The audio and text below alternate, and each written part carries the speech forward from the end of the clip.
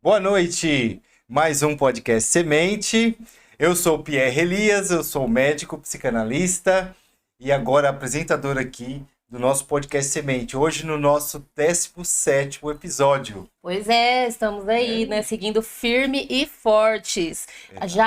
Boa noite, meu nome é Nathalie Pierre, eu sou psicoterapeuta sistêmica e consteladora. E estamos aqui hoje com quem, Pierre? Hoje, muito especial, tá? O nosso encontro, como ele mesmo disse, nada acontece por acaso, né? Vem o terapeuta Darrell Champlin. Ele é um especialista com produtor de conteúdo de um aplicativo de meditação. Ele trabalha com controle da ansiedade, fala sobre insônia, tá? Eu vi assim, o conteúdo dele é maravilhoso, com epigenética também, algumas coisas assim. E hoje vamos antropólogo de formação, né? E professor da faculdade aqui de Santos por alguns anos. Quase 30, quase. Seja bem-vindo, Darrell. Seja bem-vindo. É Darrell. Em inglês é Darrell. Darrell. O mais próximo em português é Dério. Minha mulher fica muito brava comigo quando eu falo isso, né? Mas mais próximo é Dério. Então, realmente vai por aí. Mas cada um chama do jeito que preferir. E eu nem falo o que os meus alunos me chamavam, porque é pior. No final do segundo bimestre, então, o meu apelido era Filho, mas não vou entrar nessa. Seja bem-vindo, boa noite. É um prazer ter você aqui, tá?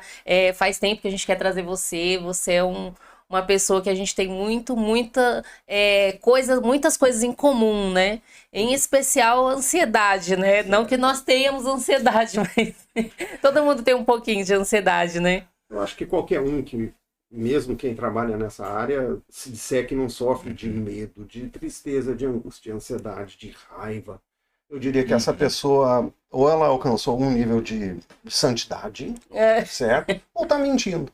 Com certeza é a segunda.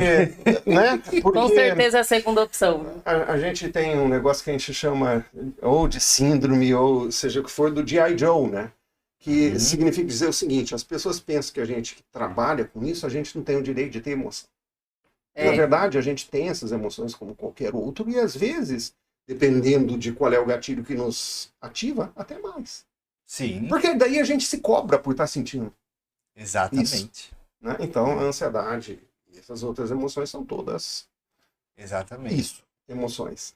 Eu vi em algum lugar aí nas minhas pesquisas, sempre assim, basicamente a gente acaba mostrando que a gente passou por isso quando a gente leva o nosso analisante para o caminho que a gente passou. Né? Também é verdade. E lembrando que a gente só vai conseguir chegar, que o analisante chegue até onde a gente chegou. Então é interessante, inclusive, que a gente tenha passado até por mais. Mas muito profundo para um começo de podcast já, você. Né? E também vi uma coisa muito interessante, que todo terapeuta obrigatoriamente deveria ser seu terapeuta ou então fazer algum esporte. Né? Então vamos pro ciclismo. Aí a gente já complementa tudo uma vez. É uma terapia. Como que é de praxe aqui? Nossa, conta um pouquinho da sua história, Darrell.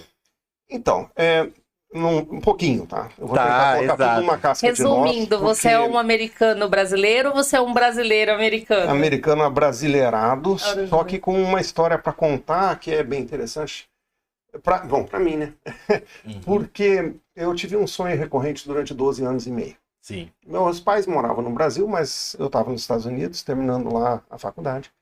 E eu sonhava que eu encontrava com uma pessoa, e eu encontrava com essa pessoa, eu entrava numa casa e encontrava com uma pessoa numa festa.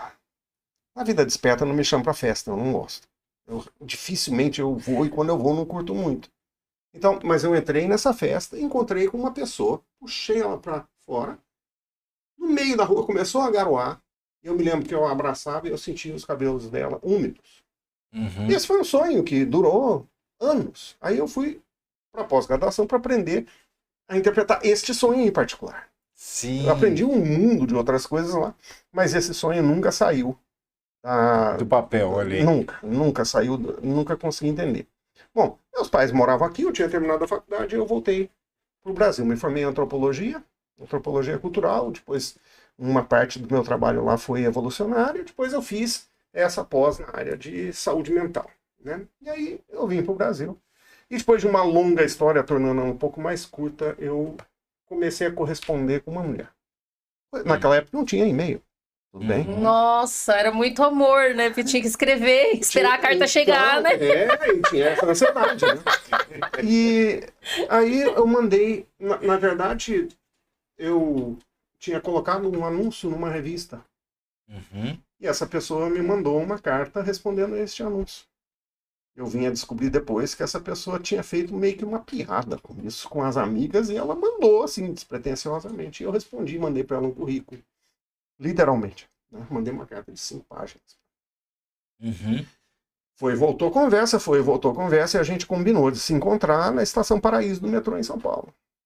E ela chegou horrores de atrasada, né? Horrores de atrasada. E eu fiquei esperando. Olha só. Fiquei esperando. E passava mais um trem, e eu fiquei esperando. E quando eu ouço um som familiar, materializa no fundo do corredor a pessoa com quem eu sonhei durante 12 anos. Materializa. Ela se aproxima, eu estou do lado de cada catraca, certo? Eu estou do lado de cada catraca, eu não posso passar a catraca, ela vem com a bolsa dela para me conhecer. A pessoa com quem eu estava correspondendo. Tudo bem? Nossa, entendi. Perfeito. Quando ela atravessa a catraca, eu sei quem ela é por 12 anos de sonhos. E eu não vou falar para ela, sonhei com você por 12 anos. Porque seria uma cantada muito barata. Né? Certo? Aí, beijinho e tal, deixa eu levar a sua mala, mas eu tô sabendo o que está acontecendo aqui, né? O meu sonho, ele se materializou.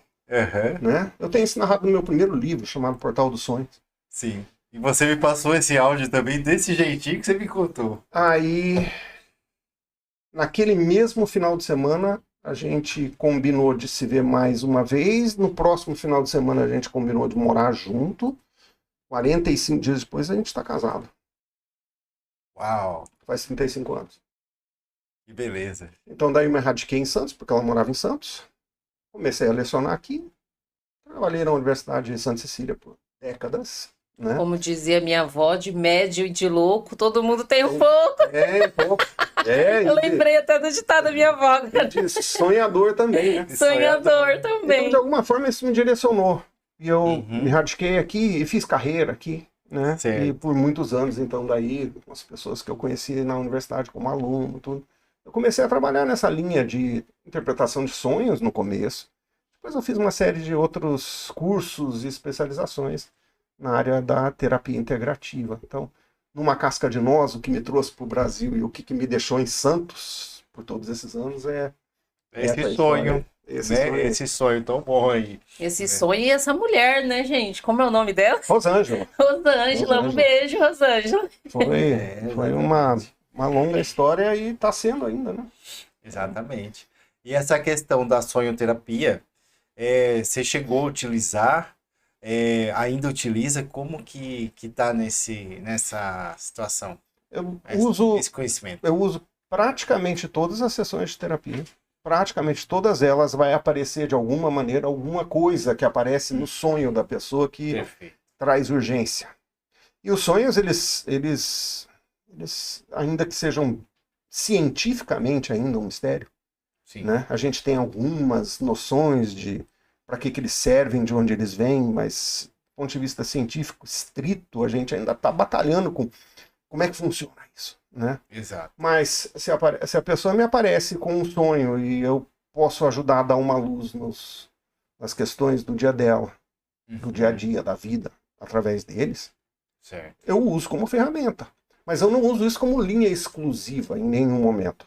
Sim. Até porque tem pessoas que não sonham, né? Tem pessoas que não vão lembrar do que sonho, não lembram né? do sonho. Mas terão tido o sonho aquela noite, múltiplas dezenas deles, com frequência. Só que, por algum motivo, elas não estão engrenadas para lembrar. Entendi. Você acha que todo sonho é um desejo do inconsciente? Não. Não é? Não. Porque eu já ouvi essa frase. Por exemplo, então, se a gente fosse só para o meu sonho de 12 anos, você poderia dizer, é uma realização de um desejo conhecer uma pessoa como eu conheci essa pessoa. Sim, uma grande história de amor, né? Agora, qual é o elemento precognitivo desse sonho? Em outras palavras, como é que ele está prevendo o futuro? Não tem. Eu girei 12 anos com ele. Ele está prevendo o futuro ou ele está refletindo uma história do presente ou do passado? Ou tanto faz. Agora. Mas não era era um desejo do seu coração. Então, Encontrar alguém, ser feliz, formar uma família. Tá. Mas olha lá. Então daí o cara está fazendo uma pregação numa igreja lá em Porto Alegre. E ele fala, eu estou pregando entre os mortos. Está cheio de sacos de cadáveres. Estou pregando entre os mortos. Uma semana depois o avião dele caiu em Congonhas. E efetivamente ele estava no saco de cadáver. Mas quem me diz que espiritualmente ele não estava pregando entre os mortos? E se você fizer uma listagem ao longo da história da humanidade dos sonhos que de alguma maneira previram o futuro, é uma realização do desejo ou é um tropeço em nível talvez quântico que você dá e você cai no futuro? No futuro de uma outra, ou de uma outra realidade paralela. Talvez. Então, realização de desejo, um punhado deles é. Outras estão relatando uma história nossa. Então eu sonho com você, na verdade eu estou sonhando sobre a nossa relação. Eu e você, eu e você. Então é um sonho interpessoal. Exato. Agora, 90% dos sonhos trata só de mim. Alguns deles trata da outra pessoa com quem eu estou sonhando. Certo? Então se eu estou sonhando com o outro, qual é o desejo que eu estou realizando pelo outro? Eu sonho com uma pessoa que está sendo assaltada. Eu ligo ou não ligo para essa pessoa? Eu ligo ou não ligo? Ou esse assalto é comigo? Se eu ligo para essa pessoa e eu previno essa pessoa, não sai hoje não, porque sonhei isso, e ela não sai, eu nunca vou saber se ela seria assaltada ou não. Mas suponhamos que ela fosse. Saísse e eu não tivesse avisado. Eu poderia ter prevenido isso? Talvez. É a história da, Eu é a tenho história essa da árvore que cai no experiência. deserto, né? Eu posso contar essa experiência? Eu sonhei com uma amiga que estava querendo se matar uma vez. Você vai lembrar dessa história? Uhum. E aí eu falei, vou ligar pra ela. Pierre olhou pra minha cara e falou, mas são meia-noite. Liga. Eu falei, Agora. vou ligar pra ela. Mandei uma mensagem, não tive coragem de ligar. A geração moderna é do WhatsApp, né? Mandei uma mensagem. Ela falou assim pra mim, você tá louca. Vai dormir que você tá doida. Ficou um tempão sem falar comigo. Depois, uma outra colega minha veio me contar que ela realmente estava querendo cometer suicídio e que ela estava passando por uma depressão. Daí você pescou essa informação. Mas de fora, né? ela não admitiu. Sim. Ela não... Até porque esse assunto é difícil. Sim. Esse assunto é... Eu acho que de Quase um repente ano a gente depois, pode lembra? estar falando que você, quando entra num determinado estágio de onda, você pode estar acessando um inconsciente coletivo. Como você disse, não há coincidências. E quando a gente acessa um nível de frequência do inconsciente coletivo, a gente que está estudando tal coisa, a gente vai estar se encontrando com maior facilidade. Muito provavelmente. Não é A verdade? gente pacifica as nossas próprias relações conosco. É, Quando a igual gente faz coisas essa ruins. Eu não gosto de assistir filme de terror. Sempre eu falo isso pra ele. Filme de terror à noite não é bom. Aí, ele, às vezes, ele gosta de assistir filme de terror, né? Eu falo, Pierre, filme de terror. Mas por que que eu falo isso? Porque Qual que é o filme de terror que eu assisto? Fala pra filme mim. de terror à noite não é bom. Por quê? Porque eu sempre acabo sonhando. Entendi. Sempre. É comum, né? Tipo, Claro você que sonha é. aquilo, você É. assiste aquilo fica no A primeira fase do seu sono vai refletir essencialmente as coisas que você acabou de experienciar. Estou usando essa palavra agora, tá? É. Experienciar. Não existia no português até recentemente. Mas você está experimentando aquelas coisas no seu... Você está indo para adormecer, certo? Então a sua mente vai estar Sim. muito ativa girando aquela informação. Exato. Mas se for meio da madrugada, a gente está lidando com o quê?